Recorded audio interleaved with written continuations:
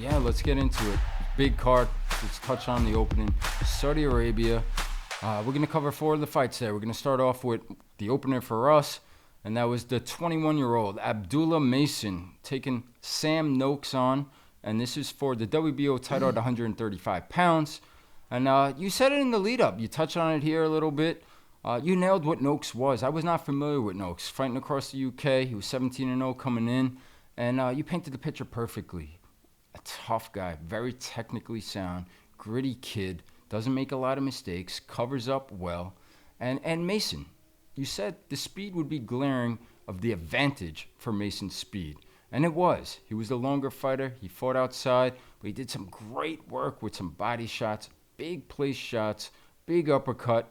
He hurt Noakes a bunch of times. Noakes, game as could be. He had some moments too. It was a fun fight to watch. It was entertaining, but in the end, there was only one clear winner, and that was Abdulah Mason, now the youngest champion currently in boxing at 21 years of age. What'd you think of this one? No, I thought it was the way I kind of drew it up. You know, when we did the breakdown, we did the handicap, and it's out there. I mean, we put it up, obviously, before the fight, and it's all written up, the reports and the picks. And I just said that the talent difference would show. I mean, Mason's only 21 years old, but very talented. Noakes 28.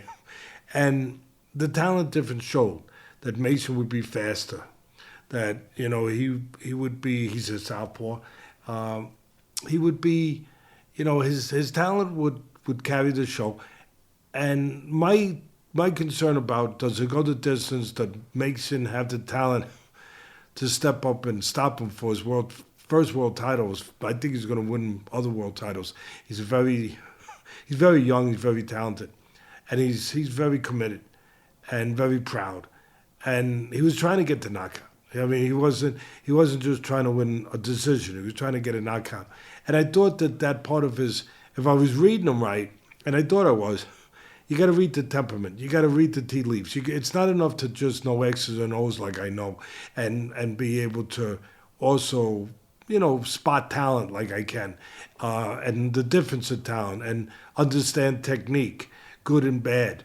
But you got to try to also understand what burns inside someone, what motivates someone, you know, where they are mentally. Are they the guy that will be satisfied to go rounds, or a guy who will take chance to get a knockout? And even at 21, for his first title try, I thought he was a guy that would go for the knockout, try to do it, try to show that he's special. And he did. So he gave me a run for the money. And at the end, like I said, throw him in just to win in a parlay. But as far as the knockout, came up short. I thought that Noakes would have a shot to get to the finish line for one reason, that he was good enough technically, button up, keeps his hands up well, doesn't, you know, button up enough technically, and he would be gritty enough, game enough, and mature enough. I thought that the 7-year difference might make a difference in a positive way, where he's mature enough with a 21-year-old on that stage for the first time, that could at least get him, like I said, to the finish line. And it did. It did, by being older.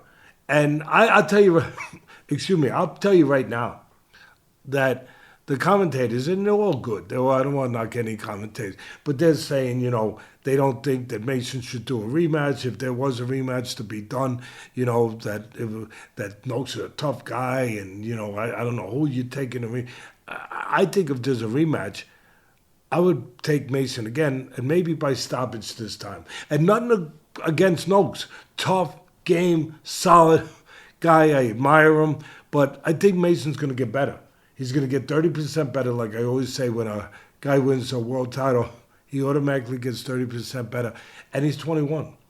And I think the next time, what kept him from getting a knockout was he was doing single shots.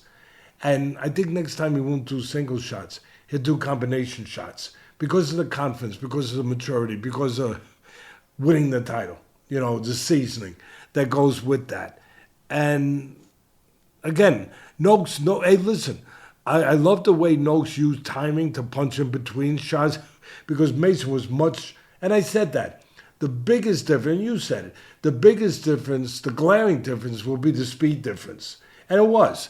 But I thought Noakes would have a chance to nail him sometimes with right hands by punching with him, timing him, because timing can negate speed.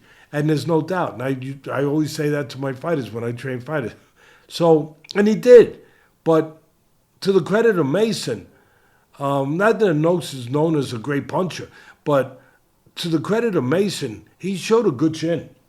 He not only showed heart and the will to be sensational, not only to win the title, but he took some clean shots and showed no effect or no impact from the shots. They both went to the body well.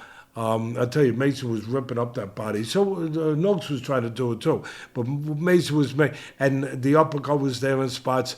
I thought if he put punches together, maybe. But at the end of the day, Mason's got the world in front of him. You know, if I want to fool around with a movie thing right now, you know I love the movie quotes.